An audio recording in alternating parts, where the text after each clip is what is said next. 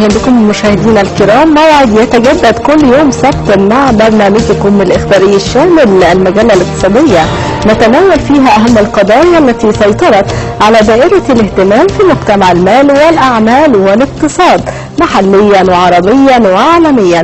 على رأس هذه الأحداث تأتي وزارة البترول تنفي تحديد موعد لإعادة هيكلة أسعار الوقود في السوق المصرية.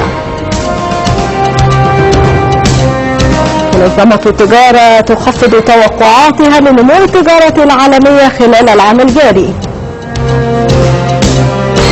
في ملفنا اليوم التجارة الخارجية لمصر بين فوضى الواردات وبدائل السيطرة على عجز الميزانية. نخرج مشاهدينا إلى فاصل ونعود بعده لاستعراض العناوين لكن بالتفصيل.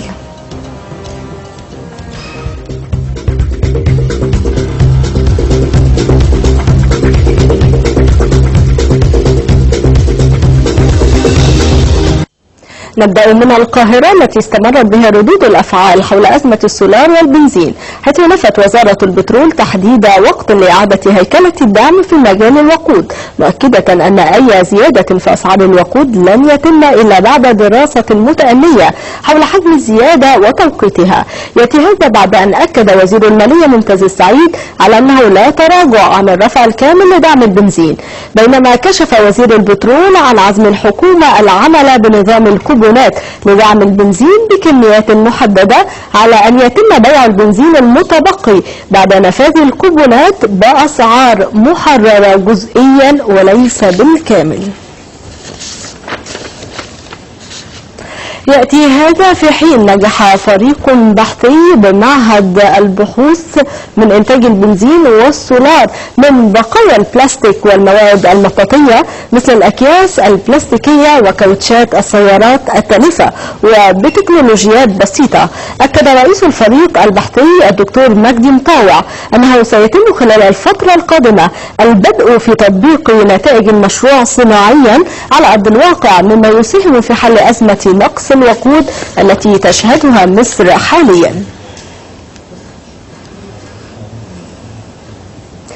ما زلنا في القاهرة، حيث أعلنت وزارة المالية نجاحها لتغطية أول عرض سندات حكومية متغيرة العائد بقيمة مليار جنيه، وذلك في إطار خطة الوزارة لتنويع أدوات الدين العام تماشيا مع الظروف التي تواجهها البلاد حاليا. كانت العديد من البنوك قد طالبت بالعديد لتنويع أدوات الإقراض للتوفيق بين الأصول والالتزامات ومحافظ هذه البنوك، بينما أكدت وزارة المالية أن إصدار هذا النوع يعد تمهيدا لقيام الدولة بإصدار صكوك التمويل الإسلامية.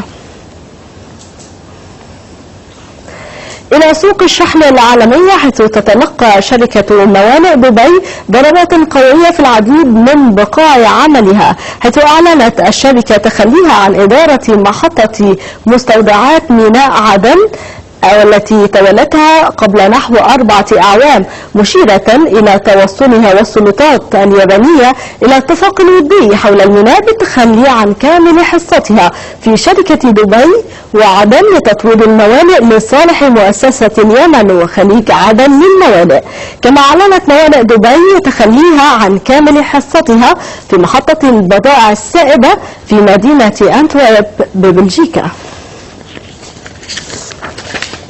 حذرت شركة دايملر الألمانية لتصنيع السيارات من التأثيرات السلبية لتباطؤ الاقتصاد العالمي على شركات تصنيع السيارات العالمية. كما توقعت شركات ألمانية أخرى لصناعة السيارات أوضاعا سوقية أكثر صعوبة العام المقبل وسط نمو عالمي ضعيف، فضلا عن التبعات الاقتصادية الناجمة عن أزمة الديون الأوروبية. وانتقلت التوقعات المتشائمة إلى التجارة العالمية، حيث خفضت منظمة التجارة توقعاتها لنموها بنسبة 1.2% لتنمو خلال العام الجاري بنسبة 2.5%. أرجعت المنظمة التباطؤ المتوقع لنمو التجارة العالمية إلى حالة الركود التي ترسخ في أوروبا لنحو 3 فصول دورية. وتستند بيانات منظمة التجارة العالمية إلى تقديرات النمو الاقتصادي العالمي بمعدل 2.1% في 2012 و2.4% في 2013. مشاهدينا الكرام، مجلتنا الاقتصادية متواصلة معكم. فاصل قصير ونتابع بعده ملفنا الأسبوعي.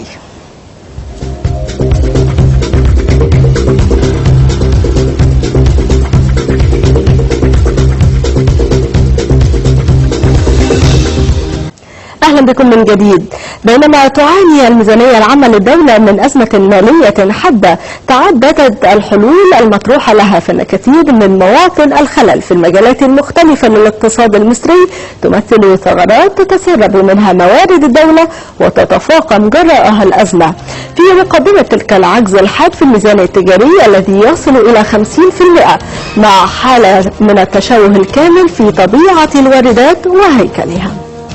شهدت قيمة مدفوعات الواردات خلال السنوات الثلاث الماضية قفزات كبيرة تعدت بكثير ضعف قيمة الصادرات، فقد تفاقمت قيمة مدفوعات الواردات السلعية من 48.99 مليار دولار خلال عام 2009-2010 إلى 50.77 مليار دولار عام 2010-2011، وسط توقعات بتعديها هذا الرقم هذا العام في ظل وصولها إلى 43.59 مليار دولار حتى الربع الثالث من العام المالي الماضي. ولو أخذنا نظرة على هيكل الواردات مثلا للعام الماضي تتضح فعليا كم التشوهات الكبيرة في الواردات المصرية. فواردات البلاد من المواد الخام لا تتعدى 7.35 مليار دولار، وتقل عنها واردات الوقود والزيوت المعدنية بقيمة 4.65 مليار دولار. أما السلع الوسيطة فوارداتها تصل إلى 15.8.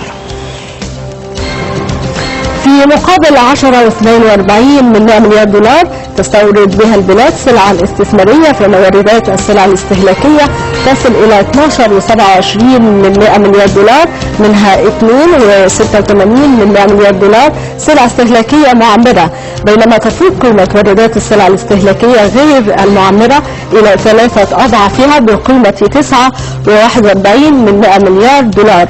أما الواردات الأخرى غير المصنفة فوصلت قيمتها إلى 264.8 مليار دولار.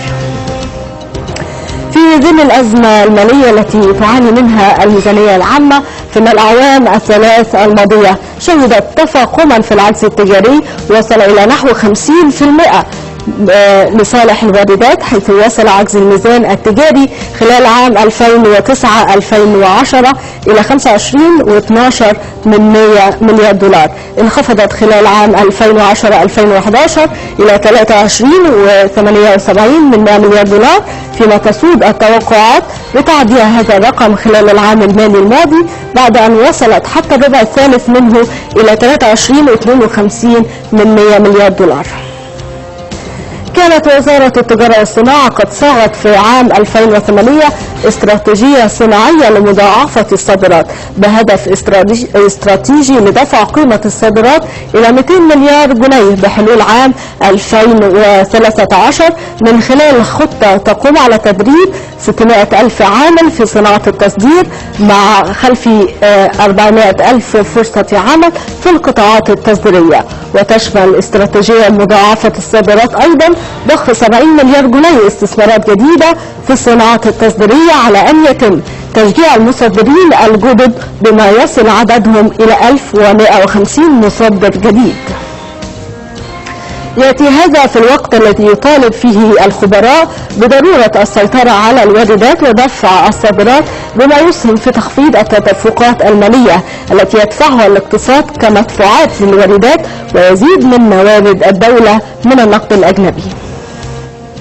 العجز في الميزان التجاري واقع اقتصادي بات يشكل صداعا لحكومة الدكتور هشام قنديل بعد أن ورثت حكومته ميزانا مختلا لصالح الواردات على حساب الصادرات رآه المواطن البسيط في سلع رخيصة الثمن ورديئة الجودة غزت أرصفة الشوارع قبل أرفف المحال التجارية. الخبراء أكدوا أن فوضى الواردات وعدم إحكام الرقابة على السلع المستوردة يشكل أحد أهم الأسباب لزيادة هذا العجز. والعجز في الميزان التجاري الحقيقة وصل حوالي 32 مليار دولار، وده مبلغ ضخم جدا، وخصوصا انه زاد عن العام الماضي في حدود اعتقد يمكن من 5 ل 6 مليار دولار. المشكلة في زيادة العجز في الميزان التجاري ان احنا بنستورد خصوصا في الواردات السلعية اكتر من صادراتنا. الصادرات حوالي 27 مليار تقريبا، الزيادة في نسبة الصادرات اقل من الزيادة في نسبة الواردات. وأشار الخبراء إلى أن تشوه هيكل الواردات عمق الإحساس بالمشكلة بعد أن تحولت معظم حركة الاستيراد إلى السلع الاستهلاكية وابتعدت عن المنتجات الوسيطة التي تستخدم في دعم بعض الصناعات الوطنية. يعني تشوه هيكل الواردات الحقيقة جه نتيجة لصدور بعض القرارات اللي أدت إلى كده، زي مثلا في فترة الثمانينات كلها كان ممنوع إن احنا نستورد أقمشة مثلا أو مستلزمات إنتاج لصناعة الملابس الجاهزة. فمصانع الملابس الجاهزة وهي كتير جدا، حوالي 10,000 مصنع تقريبا، معظمها من الصناعات مصانع الصغيرة الحجم، وبالمناسبة 60% منها غير مرخص، لكن كانت بتقدم للسوق احتياجاته. الحقيقة ده بيخلق ما يسمى بالاقتصاد السري أو الاقتصاد الأسود أو الاقتصاد غير الرسمي في مصر. بعض المحللين أعاد التذكير بفكرة المناطق التجارية الحرة كإحدى السبل لدعم قطاع التصدير بما يمكنه من التصدي لغزو الواردات، داعين إلى البعد عن سلبياتها التي ظهرت في الماضي. يكون في تقنين أو إعادة تقنين وضع هذه المناطق الخاصة، وأن تعمل في ضمن القوانين واللوائح اللي صادرة بها، وتكون لها دور فعال في الاقتصاد المصري، بعكس الحقيقة القائمة حاليا هي نوع من التهريب مما يسبب أضرارا خطيرة على الاقتصاد المصري. كما أكد الخبراء ضرورة تعزيز الاتفاقيات الثنائية التي تعقدها مصر مع الدول الأخرى والمنظمات الإقليمية بما يسمح بفتح أسواق جديدة أمام المنتجات المصرية، داعين إلى الاستفادة المثلى من تلك الاتفاقيات. الكلام السياسي أو المحور السياسي بيشجع مزيد من نوعية الاتفاقيات دي، لكن احنا بنكتشف بعد فترة ان الاتفاقيات بتسير في اتجاه واحد، اتجاه استيراد من الدولة اللي بنوقع معاها الاتفاقية. بنلاقي ان معدل خروج الصادرات المصرية للدول او التجمعات بيبقى اقل بكتير قوي من التدفق من الدولة او التجمع الى مصر. وتبقى الحاجة ملحة للبحث عن حلول لعلاج العجز الكبير في الميزان التجاري، يأتي في مقدمتها وضع تشريعات جديدة تنظم العمل في قطاع الاستيراد والتصدير وتدعم الإنتاج الوطني. صلاح مسعود، النيل.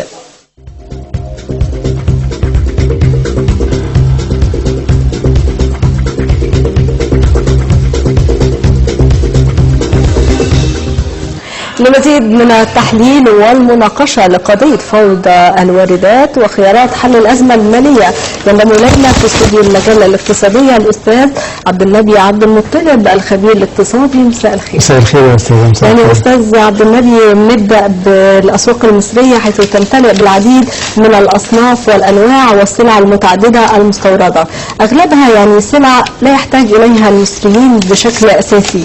عايزين نعرف إيه أسباب فوضى الواردات ومين المسؤول عنها؟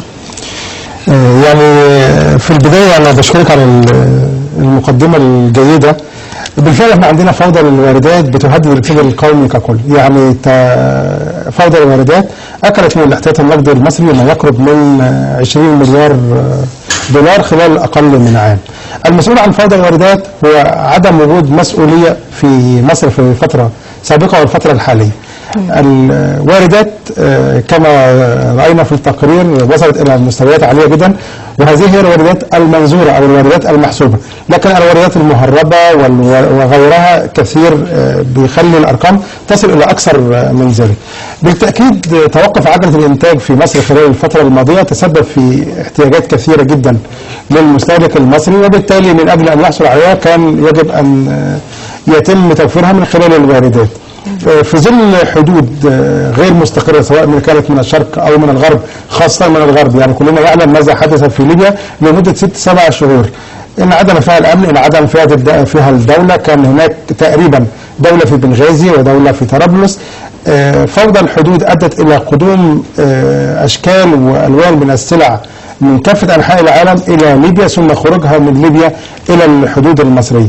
عدد كبير جدا من الإعلاميين والصحفيين نبهوا إلى أن الحدود مع ليبيا هي حدود لا تحكمها الدولة على الإطلاق، بل أن البعض ذهب وقال أن الدولة غير موجودة على الحدود ما بين مصر وليبيا، وأن من يتحكم فيه هم يا إما مجموعة من السكان الموجودين أو القبائل أو البدو أو مجموعات تتحكم في المنفذ البري ما بين مصر وليبيا.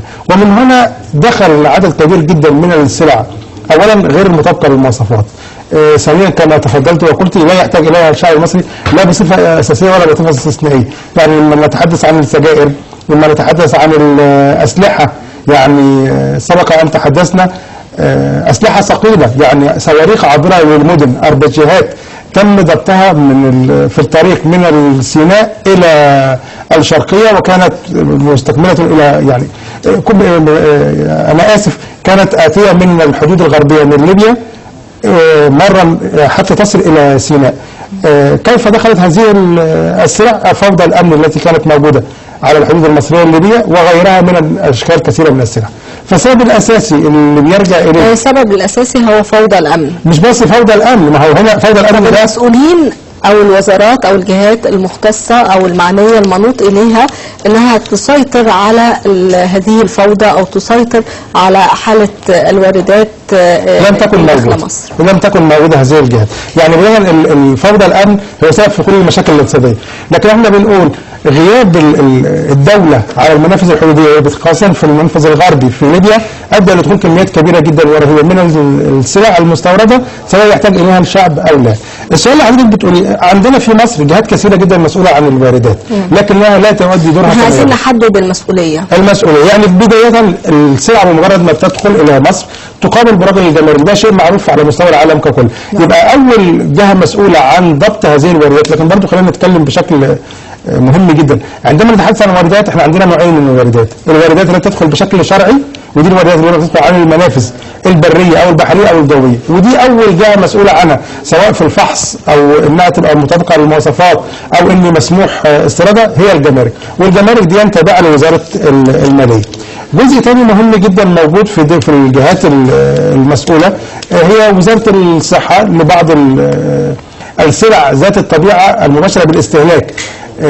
جزء ثاني برضه مسؤول عنه هيئه الخدمات البيطريه اللي تابعه لوزاره الزراعه بالنسبه للحوم، بالنسبه للحيوانات الحيه، وزاره الزراعه بالنسبه لبعض السلع المحصوليه او بعض الانتاج الزراعي. يعني عندنا ما يقرب من 50 وزاره وهيئه واداره مسؤوله عن الواردات. يعني هل في تنسيق بقى بينهما؟ هذا التنسيق ان كان موجود فهو انا اعتقد ان هو تنسيق شكلي على الاطلاق، ودليل على ذلك ما نراه من فوضى الواردات اللي حضرتك بتتكلم عليها. لو هذا التنسيق معلوم كيف كنا سنرى السجائر المنتشره في جميع انحاء الجمهوريه والمؤكد انها دخلت بشكل غير مشروع. يعني لو التنسيق موجود ما بين الامن، ما بين الدفاع، ما بين الداخليه، ما بين الهيئه العامه للرقابه على الاسواق والواردات، ما بين الجمارك، كيف كانت ستدخل؟ نحن بحاجة إلى رقابة جديدة أو لجهاز جديد أو مجلس أعلى يضم ال 50 وزارة أو 50 جهة حتى تقوم بدورها المضبوط وأيضا تقوم باستراتيجية للحد من هذه الفوضى. يعني أنا أعتقد أن احنا عندنا من الأجهزة ما يكفي، لكن هو مطلوب تفعيل القواعد والقرارات المنظمة لعملية دخول وخروج السلع. يعني عندما تأتي السلعة إلى الجمارك يبدأ رجل الجمارك في فحصها إذا كانت مطابقة للمواصفات أو غير مطابقة.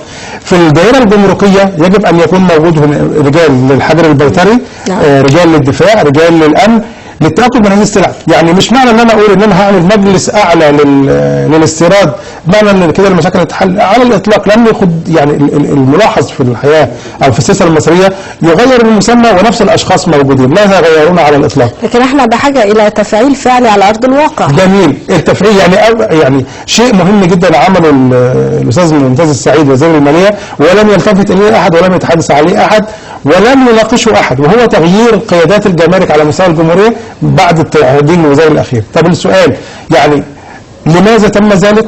هل كان رجال الجمارك مقصرين ولماذا لم يقدموا الى المحاكمه؟ هو ده السؤال المهم جدا.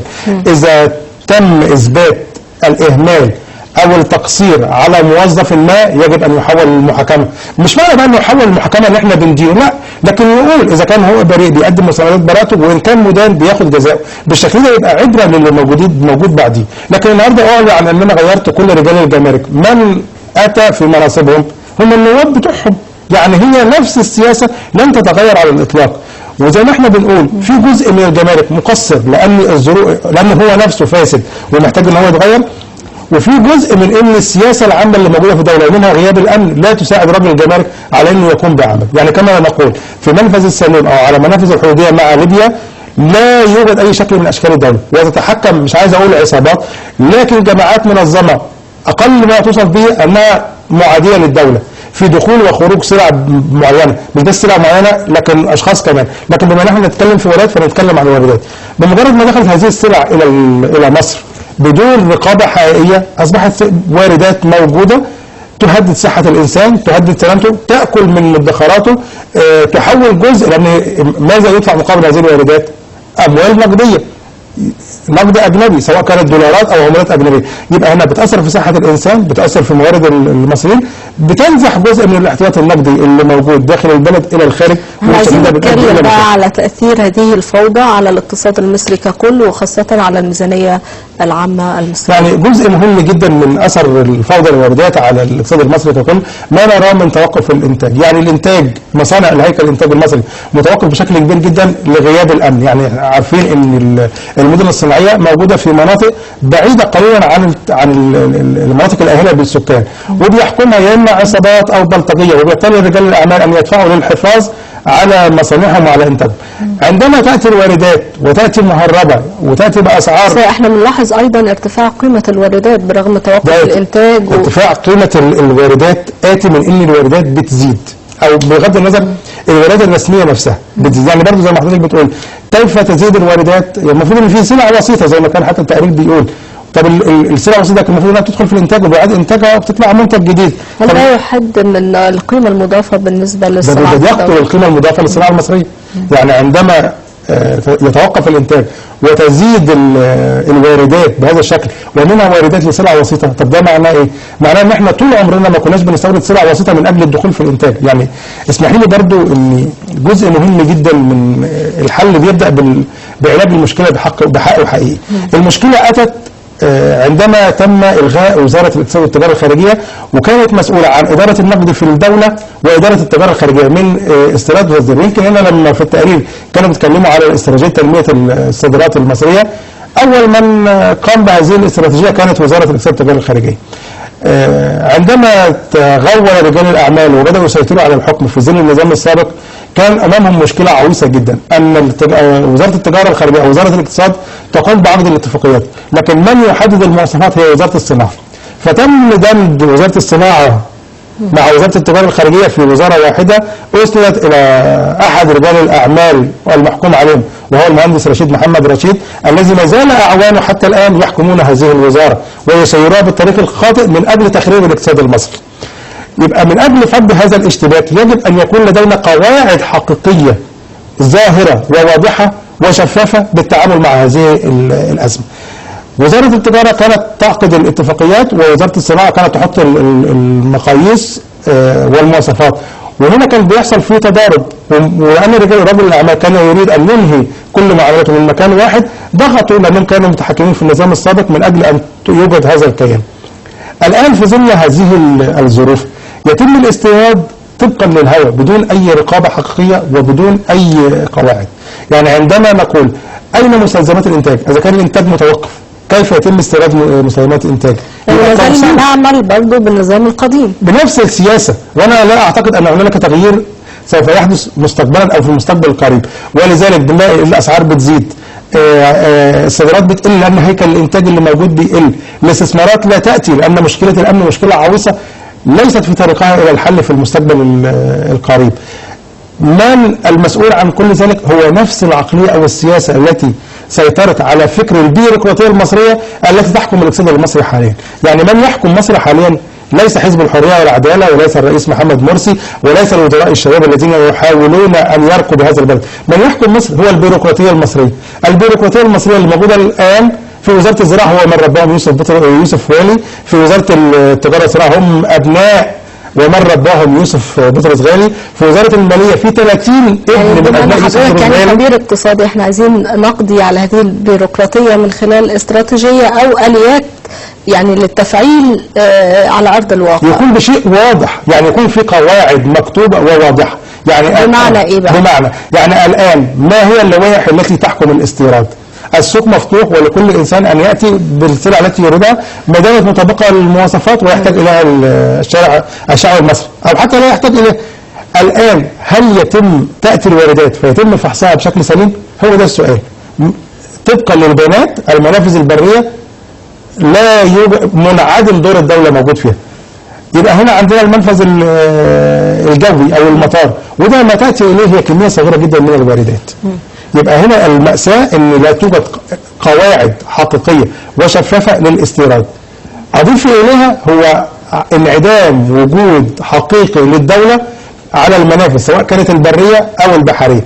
البرية انا اؤكد لك سواء كانت الغربية من ناحية ليبيا او الشرقية من ناحية اسرائيل منعدمة على الاطلاق، والدليل على ذلك يعني الحادث الاخير اللي هو 3 حاولوا يتسللوا 2 ماتوا وواحد قتل.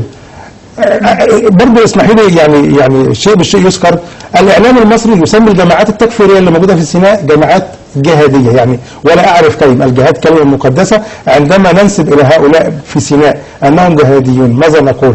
كاننا نعطيهم فرصه لزياده السيطره على المنافس. وان كلمه الجهاد المقدس او انه جماعه جهاديه تحظى بالاحترام، وبالشكل ده بدل ما بنقول ان الدوله تبقى موجوده على الحدود من اجل ضبط الواردات التي عادة الواردات دائما الواردات لا تدخل مهربة، هي واردات سيئة بالتأكيد، هي سلع سيئة على الإطلاق.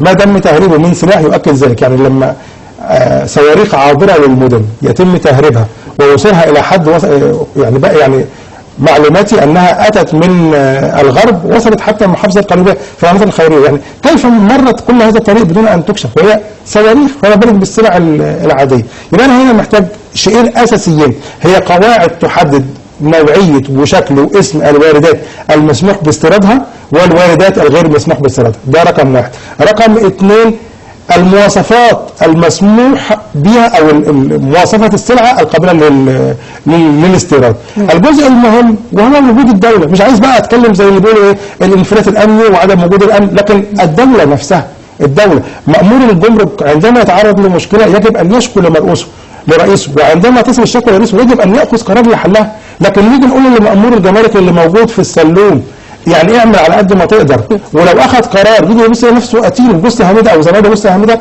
يعني اذا كانت هذه البدو او الجماعات الارهابيه اللي موجوده في سيناء تسيطر على المنفذ، ماذا يستطيع ان يفعل رجل الجمرك في ظل غياب الدوله؟ يبقى المساله ببساطه شديده جدا، وجود حقيقي للدوله سواء بقى كان من يعني المكان الذي لا تستطيع الداخليه ان تحميه فليحميه الجيش.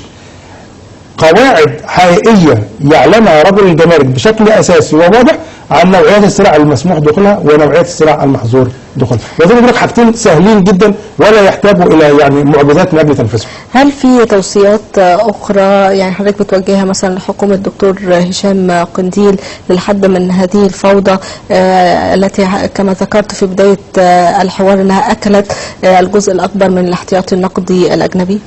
يعني هو اذا سمحت لي يعني هي رساله مهمه جدا تتقال سواء بقى للدكتور محمد مرسي او للدكتور هشام قنديل او الحكومه المصريه جميعا. لست كاقتصادي يعني اتحدث، لكن كمواطن مصري. الاقتصاديين لديهم حساسيه امام مجموعه من المشاكل، من اهمها تآكل الاحتياطي النقدي، التضخم، الاسعار، زياده الواردات. الحكومه المصريه في تشكيلها الحالي عدد الاقتصاديين اللي موجودين فيها قليل جدا، يعني يكاد يعد يعني من 30 وزير ممكن أقول واحد اقتصادي موجود، وهذا قليل جدا.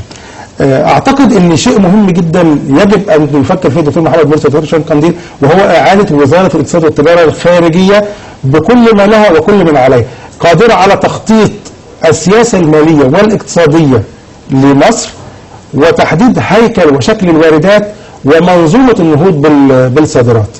الجزء الأكثر أهمية وهو ضرورة تواجد الدولة في كل المنافذ الجمركية اللي موجودة. الكل يعني يشكو مر الشكوى مما يحدث على الحدود الغربية. ليبيا لا يوجد فيها دولة، وأنا آسف أن أقول هذا الكلام، تأتي إليها السلع من كل أنحاء العالم، من كل أنحاء العالم، ثم تدخل برا عبر منافذ الحدودية ما بين ليبيا ومصر، ثم تأتي إلى القاهرة وكل المحافظات. هذه السلع لم يتم الكشف الصحي عليها، لم تخضع للرقابة البيطرية، لم تخضع لأي شكل من أشكال الرقابة. ما يمكن أن يحدث للمواطن الذي يستخدم إذا كانت سلعة استهلاكية أو يستخدم حتى الملابس، بقينا نسمع عن الملابس بتؤدي يعني بتصيب الإنسان بالسرطان. هذا يجب أن يكون هنالك وقفة. حماية المنافذ الجمركية لمصر لا تقل أهمية عن حماية الحدود ضد الأعداء. الجزء المهم الآخر هو ضرورة الشفافية، الوضوح. الدكتور هشام قنديل وحكومته رفعوا قيمة الكهرباء. أي حد يقرأ قراءة تعداده الكهربائي أو فاتورة الكهرباء هذا الشهر مقارنة بالشهر الماضي يتأكد من وجود ارتفاع في أسعار الكهرباء. عندما ترفض حكومة الدكتور قنديل الاعتراف بأنها بالفعل رفعت أسعار الكهرباء، هذا مخالف لكل الشفافية والكل الأعراف. نحن في دولة نامية تنمو نحو الديمقراطية، لا يوجد فيها شيء يمكن أن يخفى إلى الأبد أو إلى حتى إلى المدى القصير. إذا اكتشف هذا الشعب أن هذه الحكومة التي يعتقد أنها أتت من رحم الثورة لحماية الثورة ومن أجل دعم الخيارات الديمقراطية سوف ينقلب عليها. في ثورة 25 يناير حمد الله مصر أن من قاد الثورة كان شباب وطني متعلم على مستوى عالي من التعليم والتأهيل، كان يعلم أن مصر بلده وأن ما في مصر كله هو ملك له فحافظ عليه. هذا الشباب قاد زملائه من الشباب المهمش والشباب الأحياء الشعبية، يعني الشباب مش عايز نقول اللو كلاس، لكن هو الشباب المهمش، ورد هذا الشباب المهمش بقيادة هذا الشباب الواعي من أجل الوصول إلى مصر في مستقبل اقتصادي واجتماعي أفضل. أنا أعتقد إن لم تتمكن هذه الحكومة والقيادة اللي موجودة حاليا من تحقيق هذه الآمال سوف تنعكس الآية، سوف يتمرد الشباب المهمش على قياداته المعتدلة المحترمة المتعلمة التي حافظت على مصر خلال ثورة 25 يناير. بقيادته هو سوف يدمر، لا لشيء، لأنه لم يشعر أنه مواطن مصري وأنه ينتمي إلى هذا المكان. بالشكل ده لن تكون الثورة القادمة أو الانفلات القادمة أو التمرد القادم لن يكون بشكل ورقي 25 يناير، بل سوف يكون من أجل التدمير والتدمير.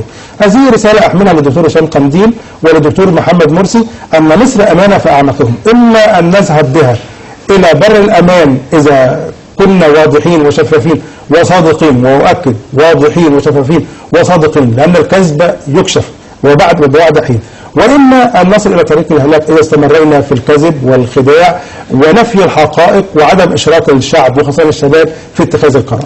يعني تحدثنا كثيرا عن قرض صندوق النقد الدولي، لكن البعض يخشى أن الجزء الأكبر من هذا القرض في حال إقراره يذهب لتمويل الواردات. يعني مسألة قرض صندوق النقد أنا أتمنى من كل المصريين، كل من يفهم اقتصاد يعلم أن هذا، وده يعني كنا هنا في قناة النيل الأخبار عندما كان الجميع يقول نحن ضد القرض كنا نقول أننا مع القرض. أقول الآن على كل القوى السياسية، على كل المصريين أن يعلموا أهمية هذا القرض، لكن أنا أعتقد أن قبل أن يعلم المصريين ويوافقوا علينا أن نحاكم كل من عرقل اتفاق هذا القرض مع صندوق النقد الدولي، سواء في حكومة الدكتور عصام شرف أو في حكومة الدكتور كمال الجنزوري. أن يحاكم كل من عرقل، ومن أولهم قيادات حزب الحرية والعدالة الذين رفضوا وأبلغوا قيادات صندوق النقد الدولي برفضهم التام لقرض الصندوق. يجب أن يحاكم كل هؤلاء، وسبب بسيط جدا.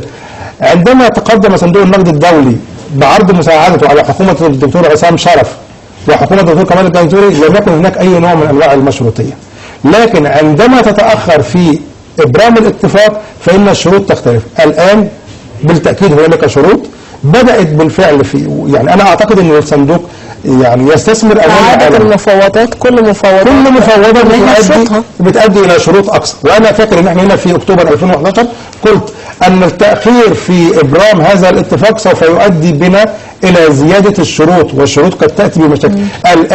الان الدكتور الاستاذ ممتاز سعيد يقول ان هنالك اتجاه لتحرير سعر البنزين. صندوق النقد الدولي الان لا يتعامل مع الاقتصادات كما كان يتعامل في السابق، بل على العكس، هو وضع قواعد، من يستطيع أن يتأقلم مع هذه القواعد فسوف يكون أهلا للحصول على مساندته وقروضه، ومن لا يستطيع لن يكون أهلا لذلك. فيما سبق كان المصريين بثورتهم قادرين على تخطي كل هذه العقبات، كان العالم ككل. هل في هذا الوقت مصر قادرة على تخطي هذه العقبات والرضوخ لهذه الشروط؟ يعني لو عايز رأيي، وأنا دائما أقول ما أراه صحيحا مهما كانت الظروف، أنا أعتقد أن قيادة الصندوق ليست راغبة في إقراض مصر على الإطلاق، وهي لعبة ذكية ووقع هذه مناوشات خلال هذه المفاوضات يعني مش بس كده، يعني هي لعبة ذكية جدا على كل القوى السياسية المصرية، وطلبت بإجماع سياسي للموافقة على القرض.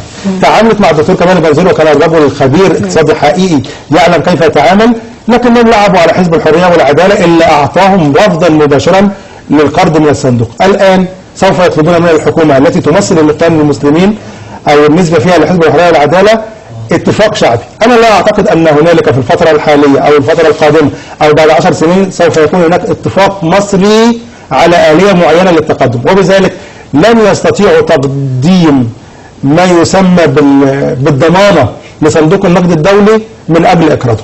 يعني صندوق النقد يريد أن يتأكد من أن قرضه سوف يذهب إلى الاستقرار. الجزء اللي حضرتك بتقوليه أنا شايف إن هو مشروع جدا. إذا كنا إحنا في مشاكل عجلة الإنتاج متوقفة عندنا برغم زيادة الواردات، لكن عندنا نقص في الاحتياجات. أول ما سوف يتم تمويله إيه؟ هو الواردات. طب يعني إحنا جايبين القرض من صندوق النقد الدولي من أجل القضاء على عجز الميزانية وتكوين جزء من رفع قيمة الاحتياط النقدي، ولا جايبينه من أجل تمويل للواردات؟ هنا ده المأساة. صندوق النقد إذا تأكد أن هذا القرض لن يذهب في الطريق الذي يؤدي إلى التنمية والقضاء على عجز الموازنة والعجز في الميزانية لم يوافق. يعني الصندوق له مجموعة من الشروط ومجموعة من القواعد، وعدد كبير جدا من الاقتصاديين ومن الخبراء لا يعلمون ذلك، وكانهم يقولون سوف نأتي بأموال صندوق النقد الدولي لاستخدامها في المشروعات والاستثمارات. نقول لهم صندوق النقد الدولي لا يقرض لتمويل مشروعات تنموية، من يفعل ذلك هو البنك الدولي. لكن من قبل أن تحصل على أموال من البنك الدولي بداية بتحصل على أموال من الصندوق من قبل أن تثبت أنك اقتصاد قادر على النمو. وبرضه هنا اسمحي لي بالجزئيه اللي اتكلمت بقى على الاحتياطي، مفاوضات اسقاط الديون اللي بتتم حاليا ما بين مصر وما بين مجموعه من الدول، انا اخشى ده احد النصائح اللي اوجهها للدكتور هشام قنديل بصفته غير متخصص في الاقتصاد. اياكم ان تغروا وان تذهبوا كمقترضين من السوق العالمي. في مصر يعني من فتره نزلت وزاره الماليه سندات باليورو، واصبحوا سعيدين جدا ان هو تم تغطيتها او بالضعفين لانها بسعر فايده متغير. لا، ده يعتبر شهاده فشل للاقتصاد المصري. الان في الاسواق العالميه مستوى الفائده يقرب من الصفر. عندما تاتي الحكومه المصريه وتقدم سندات او اذون بضمان الحكومه المصريه بنسبه حتى 2% سوف تكون مغريه للجميع. أنا أقول أن ذهاب الحكومة المصرية إلى الاقتراض من الأسواق العالمية سواء من إصدار سندات دولارية أو أذون مسحوبة على الخزانة، هذا فخ ملعون أتمنى من حكومة الدكتور هشام قنديل ألا تقع فيه. احنا بنتمنى يعني في المرحلة القادمة ان احنا نعبر هذه المرحلة الصعبة ويكون هناك امكانية لوجود صناعات ومشروعات لاحلال محل الواردات باذن الله. اتمنى ذلك. في النهاية بنشكر الاستاذ عبد النبي عبد المطلب الخبير الاقتصادي، شكرا جزيلا لك. شكرا يا استاذ، شكرا. معه مشاهدينا نكون قد وصلنا الى نهاية الحلقة من المجلة الاقتصادية، شكرا والى اللقاء.